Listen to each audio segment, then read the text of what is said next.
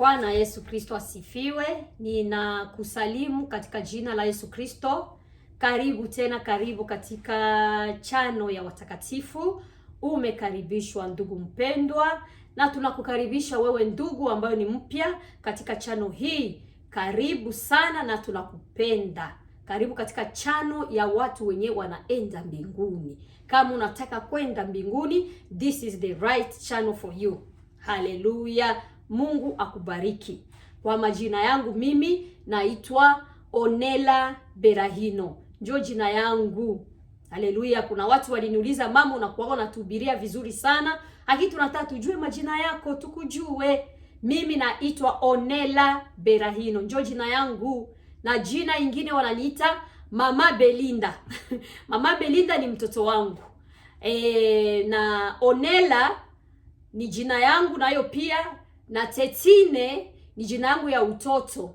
Watu wa Burundi wananijua tangu ningali mtoto, wengi sana wanajua jina langu ni Tetine.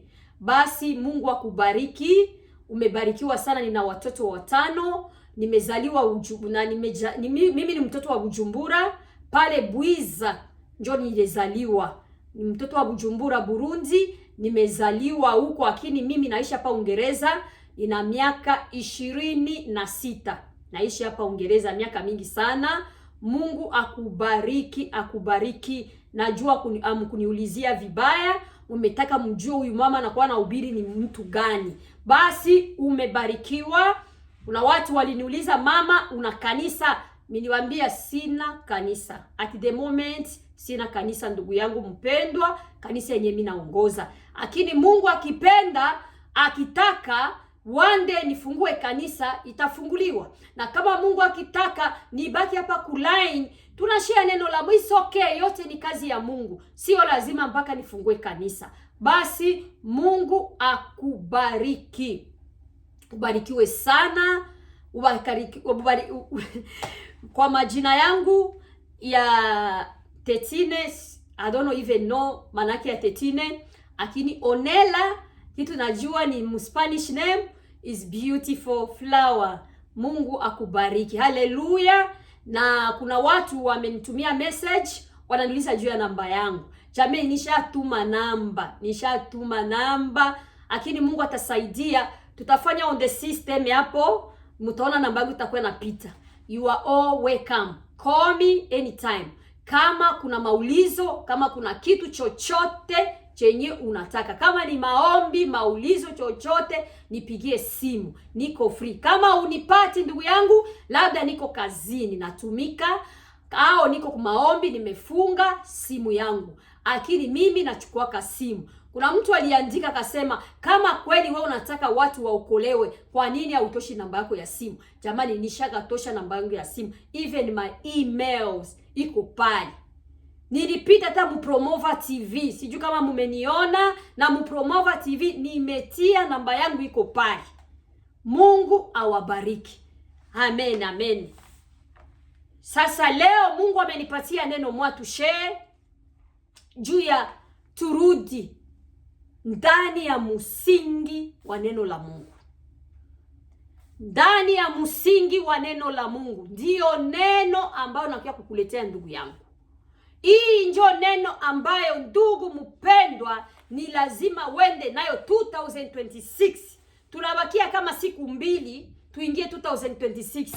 Ndugu yangu nakuambia Mungu anataka turudi katika msingi wa neno la Mungu. Kama ukutembea msingi wa neno la Mungu 2025, mwaka kesho jitahidi urudi msingi wa neno la Mungu. Ndugu yangu, Mungu anataka turudi katika msingi wa neno la Mungu, sababu tumetoka ndani ya msingi wa neno la Mungu. Kanisa la Mungu limetoka ndani ya msingi wa neno la Mungu. Watumishi wametoka ndani ya msingi wa neno la Mungu. Ndiyo maana Mungu anakazia, anatuambia twende 2026 turudie ndani ya msingi. Tembea na msingi wa neno la Mungu.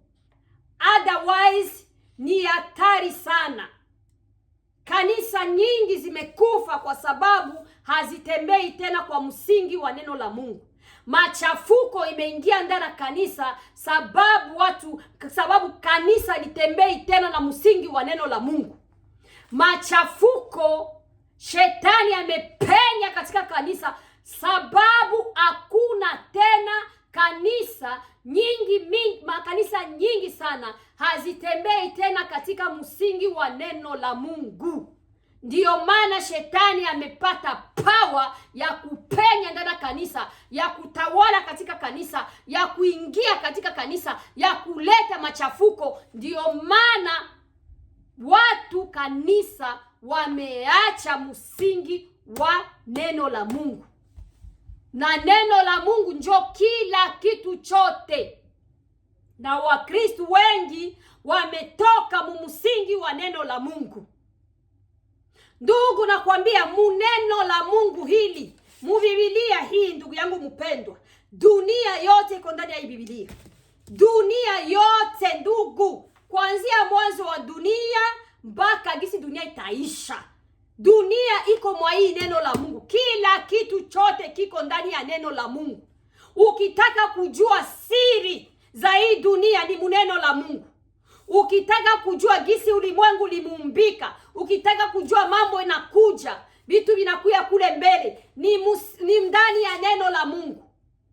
Neno hili tulizaliwa tukalikuta. Mambo yote ya ulimwengu tunaiona ni mambo ambayo iko ndani ya Biblia. Hakuna kipya, nothing is new. Nothing is new kwa hii dunia. Kila kitu chote ndugu yangu mpendwa kiko humu ndani ya neno la Mungu. Sasa ukiacha msingi wa neno la Mungu utakuwa wa nani ndugu yangu mpendwa? Mungu anataka wende 2026 urudie kwa msingi wa neno la Mungu. Makanisa murudie mu msingi wa neno la Mungu. Batumishi murudie mu msingi wa neno la Mungu. Murudie ku msingi. Mungu anataka turudie kutembea ku msingi, sababu neno la Mungu ndio kila kitu chote. Ukiacha neno la Mungu, ukiacha kukatala kutembea mu msingi wa unakufa ndugu yangu. Ni kiroho, ni kimwili, unakufa. Kila kitu chote kinakufa. Ndugu yangu mpendwa, nilikwambia Mungu anataka turudie 2026. Rudia mu msingi wa neno la Mungu ndugu yangu mpendwa. Rudia uikae kabisa. Ingia mu msingi. Zama mu msingi wa neno la Mungu.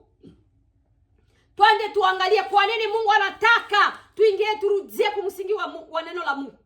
Kwa nini turudie mu neno la Mungu? Kwa nini? Na tujue, lazima ujue na kazi ya hii neno la Mungu inafanya nini. Why Jesus anataka turudie mu msingi wa neno la Mungu? Why wanakuwa wanatupushi soma neno la Mungu? Why wanakuwa wanatuambia read your Bible? Hapana tu kuridi kama kitabu. Kamata neno la Mungu, soma neno la Mungu busiku kama gisi mchana. Mungu aliwaambia watoto wa Israeli, akawaambia hiki kitabu kisitokake kwa maisha yenu busiku na mchana, mukisome, mukishike, mukiandike, mukitie mioyo yenu na mukiandike katika mamiri ya nyumba zenu, katika maukuta za nyumba yenu. Sababu alikuwa anataka kufanya nini? Watu watisahau neno la Mungu. Na Mungu anatuambia siku ya leo, rudi kumsingi wa neno la Mungu ndugu yangu mpendwa. Utakufa vibaya, utakufa kiroho, utadanganyiwa kama urudi kumsingi wa neno la Mungu. Ndugu yangu mpendwa, twende kuangalia kazi ya neno la Mungu. Kazi ya neno la Mungu, kazi ya neno ndani yetu sisi wanadamu. Why do we need to read the Bible? Why do you need to take the verses? Jua nini tuikale, tupenye, tuishi ndani ya neno la Mungu? Kitu cha kwanza, ndiyo njia ambayo Mungu anatumia kuongea na wanadamu. That's the way Jesus is speaking to his people through the word of God. Mungu anatumia njia hii kupitia neno lake kutuongelesha sisi wanadamu. Sasa wewe hutaki kusoma neno la Mungu. Twende nikumpeleke kumaandiko nikuhakikishie ndugu. Kuna mtu aliniambia, kwa nini unapenda kusoma maverse? Subiri tu. Haiwezekani ndahubiri tu hapana, nisipige tu muziki. Lazima uingie na kuneno. Na wewe ndugu unanisikia, soma neno la Mungu. Kamata Biblia, soma. Benye niko nafundisha, benye niko nakuambia kama ni kweli au sio kweli. Mathayo inasema nini? Sura ya 7 mstari wa 24 mpaka 27. Mathayo anasema, basi kila asikiaye hayo maneno yangu na kuyafanya atafananishwa na mtu mwenye akili aliyejenga nyumba yake juu ya mwamba. Mvua ikanyesha, mafuriko yakaja, pepo zikavuma, zikaipiga nyumba ile isianguke, kwa maana misingi yake imeweka juu ya mwamba. Na kila asikiaye hayo maneno yangu asiyafanye atafananishwa na mtu mpumbavu aliyejenga nyumba yake juu ya mchanga. Mvua ikanyesha, mafuriko ikajaza, pepo zikavuma, zikayapiga nyumba ile, ikaanguka, nalo anguko lake likawa kubwa. Ndugu mpendwa, Mungu anatuzungumzia kupitia neno lake. Kuna wakati mwingine unaweza kuwa wewe unakamata tu verse unasoma, unasikia Mungu anaongea na mimi kwa hii verse. Ni nini? Njoo fason, njoo gisi Mungu iko anazungumza ndani ya wanadamu. Mungu anazungumza kwa njia nyingi, kundoto, kumaonyo, kuneno la Mungu. Sasa kama wewe hutaki kusoma neno la Mungu, Mungu atakuzungumziaga aye. Ndugu, rudia kumsingi wa neno la Mungu. Njoo kazi ya neno la Mungu. Mungu anataka tuongeleshe kupitia neno lake.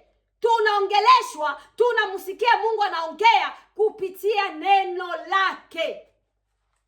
Mungu wangu, Mungu atusaidie. Neno linafanya imani ya mtu kukomaa. Neno hii linafanya imani zetu zikomae. Ndugu, kama upendi kuwa mtu wa kusoma neno la Mungu, imani yako itakomaa ndugu.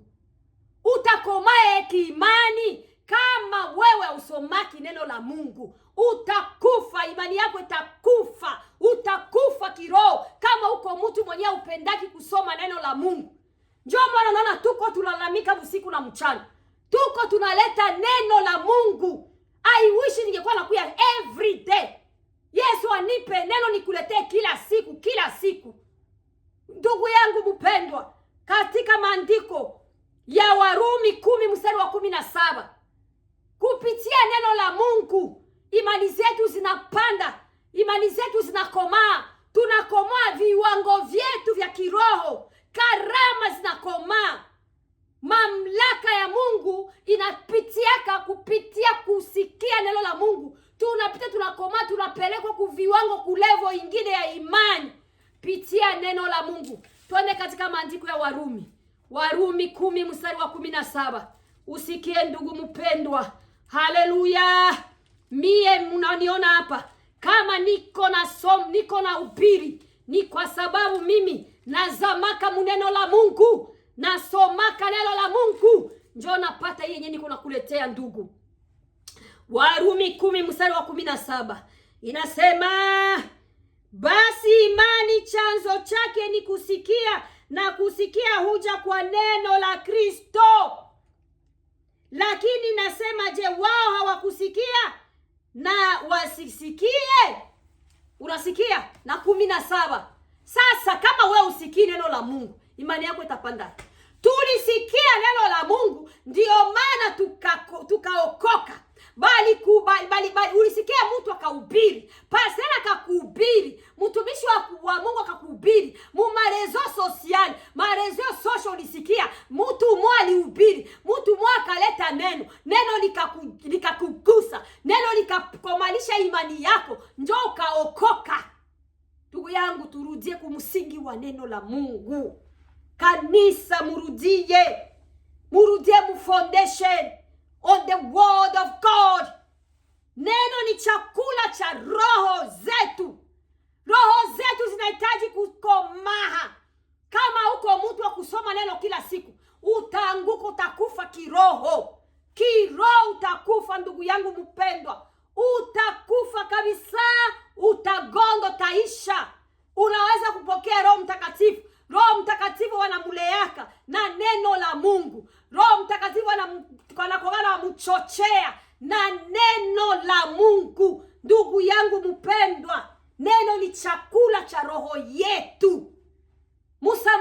Yesu alimwambia Msamaria nini? Alimwambia mimi ndio maji ya uzima. Alimwambia nipe maji. Akamwambia mimi ndio maji, ana maji ya uzima. Akamwambia ukikunya hiyo maji hautapataka tena kiu kamwe.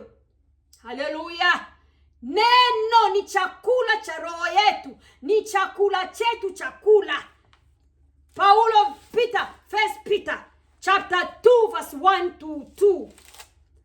Oh my God, kuna mtu aliniulizaka, sasa we Mama Belinda, hiyo maneno naitoshaka wapi? Akanambia mbona na kushangaza mali ulikuwa ongeaki? Ya neno la Mungu. Nilijitosha nikapenya ku neno la Mungu. Neno la Mungu ikanifundisha kuongea. Neno la Mungu ikanifundisha kuhubiri. Gisi niko na hubiri leo ni maneno ya Mungu natoshaka kusoma ndugu. First Peter. Aliniuliza hiyo question, nilicheka nikasema Mungu wangu ni hatari. Akasema wewe nakujua ulikuwa ongeaki.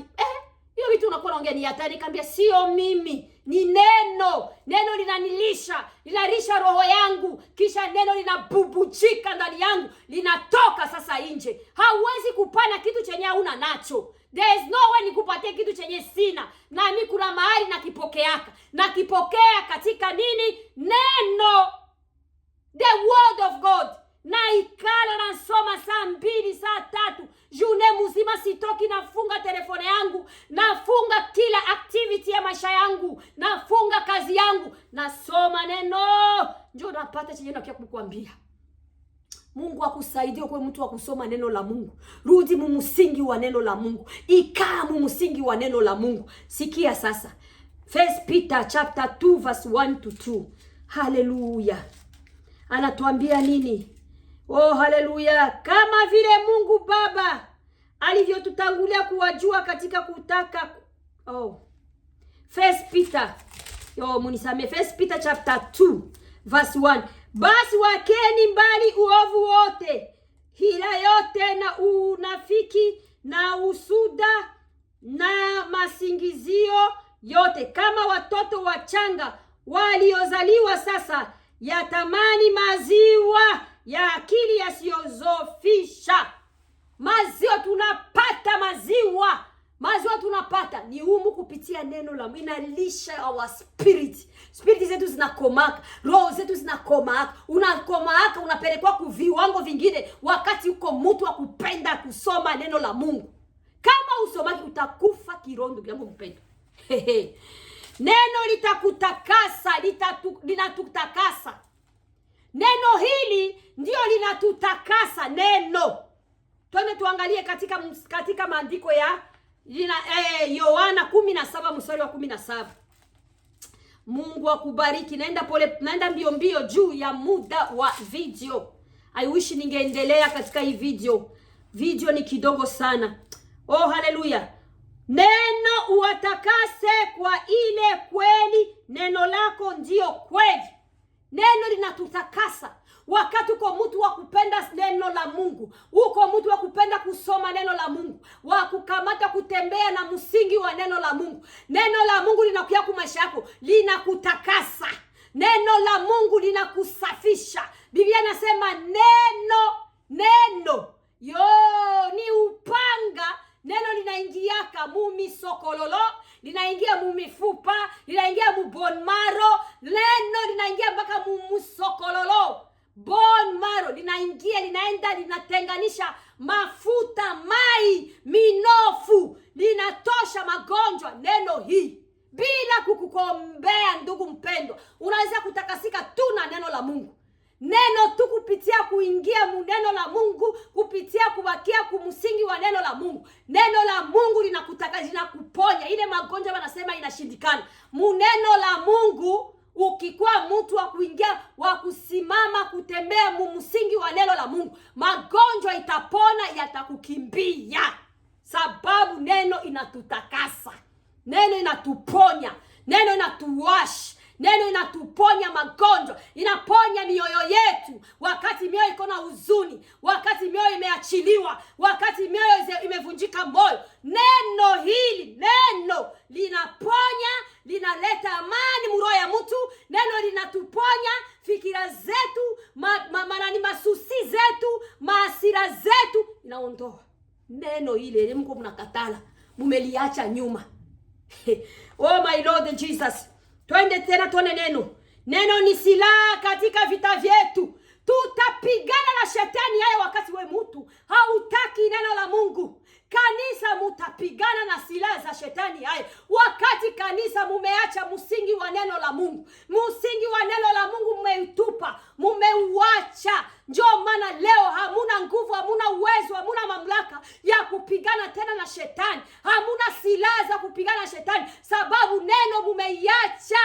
Mumeacha kanisa, batumishi mumeacha neno la Mungu. Hamutembee kumsingi wa neno la Mungu, mumeukataa. Ndio maana hamuna nguvu ya kumtosha shetani ndani ya kanisa, ya kumtosha shetani mumeacha. Sikiani kwambie, neno la Mungu ni silaha.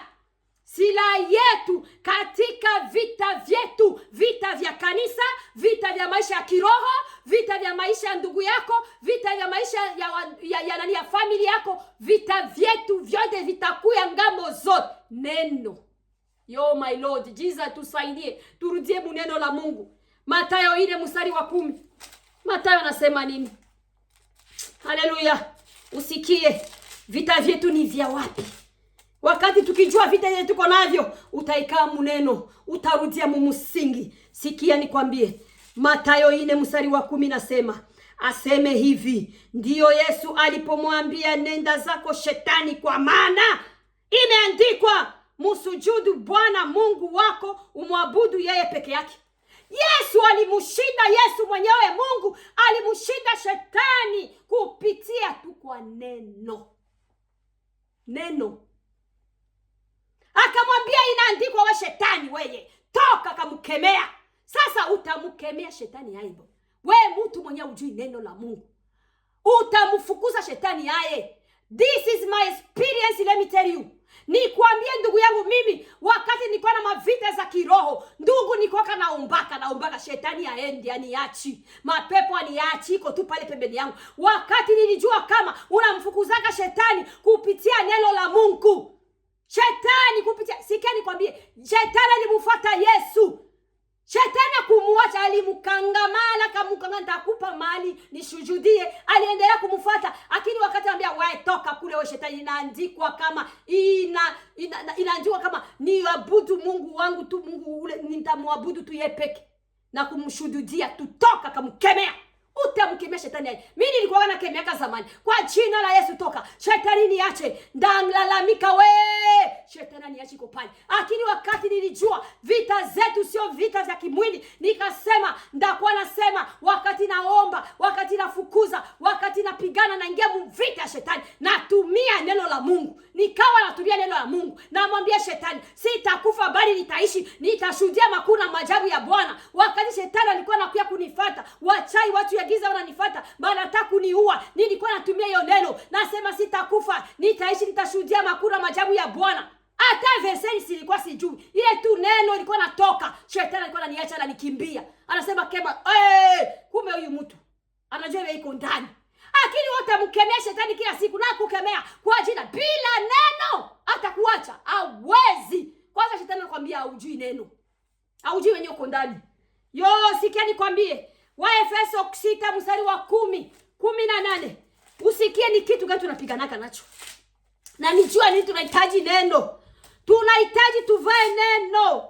Neno. Oh haleluya. Njoo mwana nionaka mie, silalamika kitu. Naletaka verse, naleta neno, tushe neno la Mungu, tushe. Haleluya. Waefeso 6:10-18.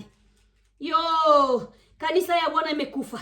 Kanisa imeangamia kwa sababu wameacha msingi wa neno la Mungu. Kanisa shetani amekamata, ameingia, amepenya, ameteketeza, amesambaratisha, ameharibu, ametia madhabahu yake, ametia misingi yake ndani ya kanisa, sababu watu wameacha msingi wa neno la Mungu. Mungu anataka 2026 kanisa la Bwana, kanisa yote murudie mumusingi, mukristo wote ingia mumusingi, mpastere ingia mumusingi wa neno la Mungu. Waefeso 6 mstari wa 10 mpaka 18. Biblia inatuambia sembe. Haleluya. Nisaidie Mungu nipate hii Waefeso iko wapi?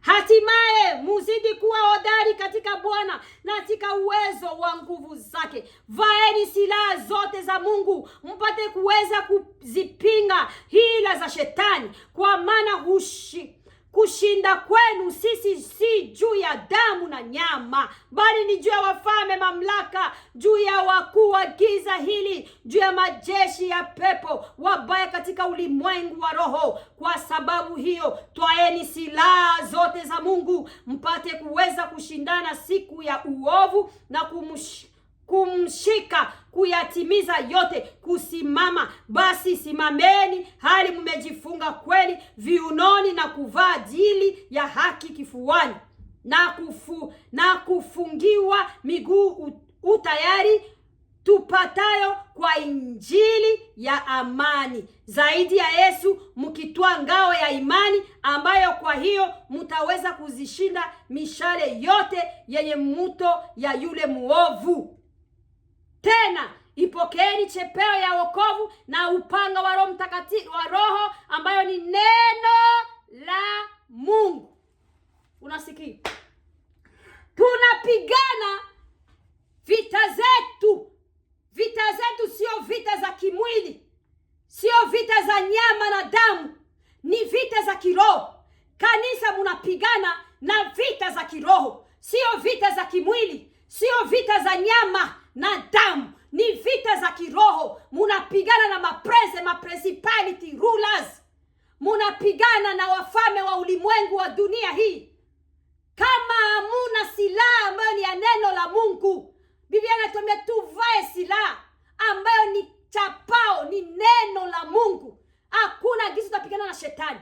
Shetani utamuweza wewe, shetani utamuweza shetani kweli?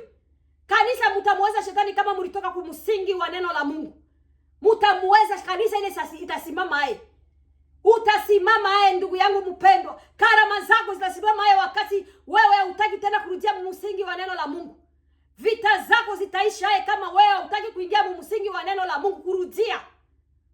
Hakuna gisi shetani mutamuweza. Hamuwezi kumweza shetani.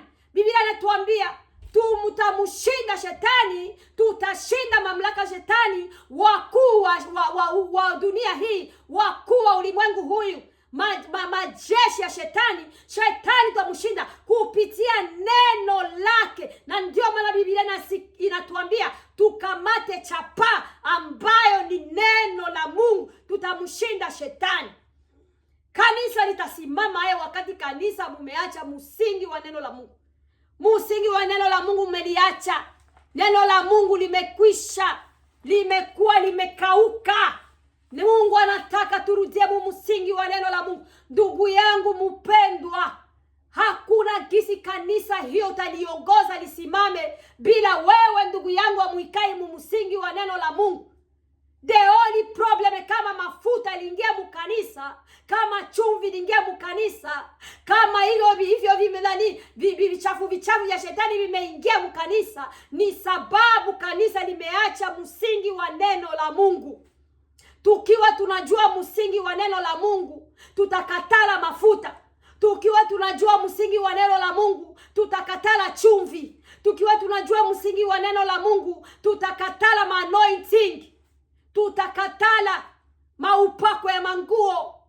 Tutakatala ndugu yangu. Ndio maana ndugu yangu mpendwa, ukiwa mtu wenye unaikala msingi wa neno la Mungu, hawata kudanganya.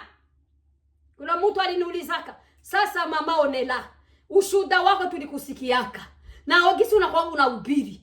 Sasa Ile vitu vyote ulipitaka, baka kubeba kumulima, baka kutia mapepo, sijui nini, baka kufanya vya kuvaa, baka kuvalisha manguo, baka kutia mapuissance ya giza. Sasa mama Onela, wewe ulikuwa hujui neno la Mungu. Sikia nikwambie, nataka kukujibu siku ya leo. Mimi wakati wa vitu vilinitokea, nilikuwa niko Mkristo mvuguvugu.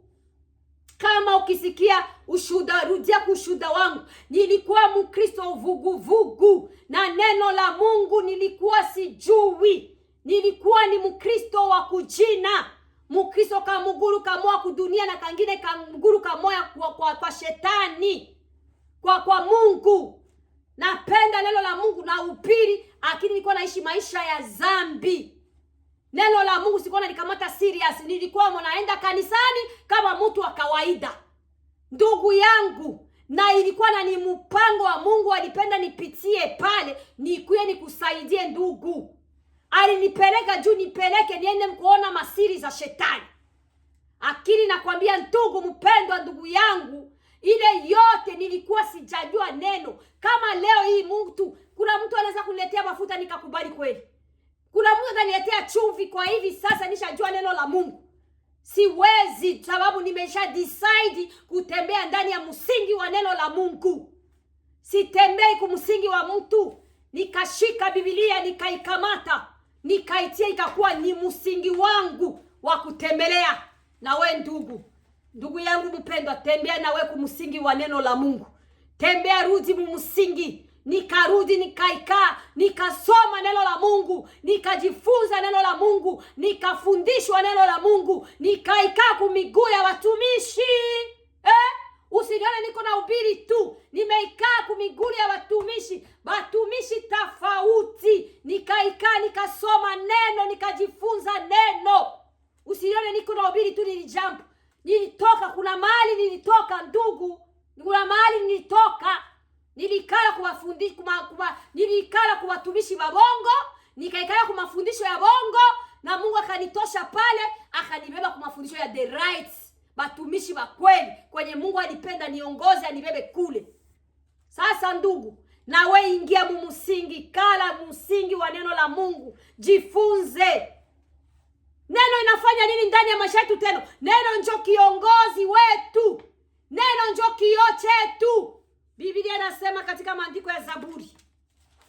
Njoo maana mimi napenda tujifunze neno la Mungu sana.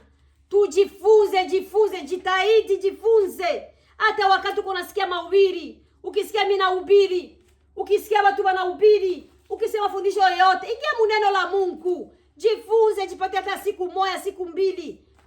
Funga telefone, funga communication za watu, ingia neno la Mungu. Soma. Mungu atusaidie. Zaburi natuambia nini? Zaburi 119 mstari wake wa 105. Yo, Mungu wangu we nisaidie ile maneno. Inasema seme Zaburi 119. Acha nikusomee. Nasema neno lako ni taa ya miguu yangu na mwanga wa njia yangu. Neno la Mungu ni taa ya miguu yetu, si wa Kristo. Yo, Mungu wangu we, ni taa neno la Mungu. Neno la Mungu ni taa na ni kioo chetu cha kutuangazia, cha kutuonesha njia. Ndugu yangu mpendwa, sasa wewe kama ujui au kamati msingi wa neno la Mungu, na kuambia utadanganyiwa, na kuambia utakutana na manabii wa uongo, na kuambia ndugu yangu shetani atakuchezea kama kabumbu kama ujui neno la Mungu. Ndugu, neno ni kioo, inatuongoza on the right way, inakuonya, inakukataza. Njoo maana Biblia inatuambia nini? Neno la Mungu ni kioo, njoo inakuongoza, inatubeba, inatuonesha maisha yetu, gisi tutaishi mwi dunia, gisi tutaishi na watu, gisi utajikomporte. Ni neno tu ili. Njoo maana nikwambia kila kitu chote kiko mwa hii neno la Mungu. Neno tena natufanya nini? Neno inakuja kutuonya na kutufundisha na kutuongoza. Nikusomee Timotheo wa 2. Sura ya 3 mstari wa 16 mpaka 17. Mungu atusaidie. Ndugu, rudi katika neno la Mungu. Rudi katika msingi wa neno la Mungu. Batumishi, mrudi katika msingi wa neno la Mungu. Mungu anataka turudie msingi wa neno la Mungu. Turudie, tujitahidi. Ndugu yangu, ingia na wikae, usiwe tu mtu kusoma tu neno la Mungu. Lakini ishi mwa hii msingi. Neno la Mungu linasema nini? Neno la Mungu linaniambia nini? Neno la Mungu linataka nifanye nini? Hiyo ndio kisu taishi. Na Biblia inasema ukikamata neno la Mungu, ukitia maneno ya Mungu, ukitia maneno, utafananishwa na mtu mwenye ako mtu mbusara, mtu wa akili. Neno la Mungu litakuongoza, litakuonesha njia kwenye utapita. Neno la Mungu litakwambia usipite hapa, usiingie hapa, uachane na hiki. Neno tu hii. 16 mstari wa 7. Kila andiko lenye pumzi ya Mungu lafaa kwa mafundisho na kwa kuwaonya watu makosa yao na kwa kuwaongoza na kwa kuwabidisha katika haki, ili mtu wa Mungu awe mkamilifu, amekamilishwa, apate kutenda kila tendo njema. Msingi wa neno la Mungu. Neno la Mungu linatuonya. Neno la Mungu linaleta maonyo. Neno la Mungu linakemea, linaonya. Neno la Mungu linafundisha. Ndio maana ndugu, tunajifundisha kila siku neno la Mungu. Kila siku tunakuya, kila siku tunafundisha, kila siku neno la Mungu tunafundisha watu. Ndugu yangu, rudi msingi wa neno la Mungu. 2026, mwaka huyu ni mwaka ambayo sio mwaka wa baraka. Haiko mwaka wa baraka. Kama unataka ujue dunia kwenye kunaenda na kwenye dunia tuko tunaenda, ingia murudi kumsingi wa neno la Mungu. Kasome. Ndugu, tunaishi wakati wa unabii. Wakati wa unabii utasikia. Yesu alituambia nini? Yesu alituambia gisi masaini za wakati wa mwisho. Alituambia ni kupitia nini? Neno la Mungu. Ndio maana Yesu anatuambia turudie kumsingi wa neno la Mungu ili tuelewe wakati na majira yenye tuko emo.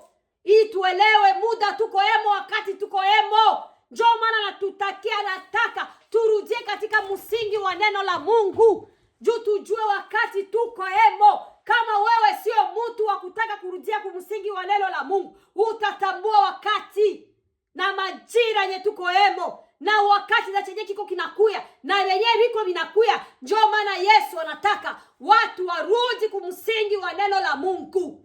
Huyu mwaka sio mwaka wa blessing. The year is coming, it's not the year of blessing. Hakuna sitakuja kukubariki. Mwaka huyo ni mwaka wa blessing. Mwaka wa nini? Ufunguliwe. No, mimi sina mahubiri ya kubless mtu. Na kuya kukwambia mahubiri yangu, na kuya kukwambia ni onyo kila siku ya kutoka kwa Mungu. Hautasikia kamie. Nimejitahidi kuleta mahubiri ya blessing. Nishashindwa, kinywa yangu kinafunga mahubiri ya blessing. Kama unangoja ni kuhubiri utabarikiwa mwaka kesho, mtoto wako atakuya, nyumba yako itakuya, magari yako itakuya, Range Rover is coming, your car is coming, your husband is coming, your thing coming. Hautapata kwangu, hautapata ndugu yangu mpendwa. Mimi niko na mahubiri ya kuonya. Mungu aliniita nionye wakati wote, kila siku. Na kwa najitahidi hata nikimbie hii mahubiri. Ndugu, nakimbia, nataka sasa, sitaki kuhubiri, lakini Mungu ananipush. Sababu ni kazi Mungu alinipa. Na kuya kukuonya, rudi katika neno la Mungu, kumsingi wa neno la Mungu. Utajua siri za Mungu kupitia msingi wa neno la Mungu. Utajua revelation za Mungu kupitia msingi wa neno la Mungu. Utajua jinsi dunia inaendelea kupitia msingi wa neno la Mungu. Utajua jinsi dunia iko inabadilika. Benye vinakuya, benye viko na ni msingi ndani ya hii neno. Kila kitu chote kiko neno. Kama unataka ujue dunia mpya, dunia yenye iko nakuya, ulimwengu mpya iko ndani ya uju. Kila kitu kiko ndani ya neno la Mungu. Sasa ndugu yangu mpendwa, kanisa mumeacha neno la Mungu. Mumeacha msingi wa neno la Mungu. Sasa kanisa mumekufa. Mtumishi wa Mungu umekufa. Kama uikae msingi wa neno la Mungu, au pichi msingi wa neno la Mungu, au haufanyi utumishi wako neno la Mungu, makarama zenu zote zitakufa. Nabii kama urudi kumsingi wa neno la Mungu, nabii mtumishi wa Mungu, unabii wako takufa. Muonaji kama muonaji uingie mumsingi wa neno la Mungu, kama uikali mumsingi wa neno la Mungu, itakufa. Evangelist kama uevangelize, urudie mumsingi wa neno la Mungu, kisi neno la Mungu inasema uevangeliste wako takufa, neno lako litakufa. Hakuna kazi ya Mungu bila kurudia mumsingi wa neno la Mungu. Mungu anataka turudie msingi wa neno la Mungu. 2026 sio mwaka wa blessing, ni mwaka Mungu anataka turudie msingi wa neno la Mungu. Anataka tushike neno la Mungu, tutembee msingi umeacha, msingi wa mitume na manabii. Ule msingi wa mitume na manabii umeacha. Mungu wangu, Mungu atusaidie. Ndugu, njoo maneno yenye Mungu ameniambia leo. Nende kumsingi. Nilikuwa sina cha kuhubiri leo kabisa. Nilikuwa sijui ndahubiri nini, nikamuomba Mungu. Mungu akanjo neno akanipatia, baambie watu warudie mumsingi wa neno la Mungu.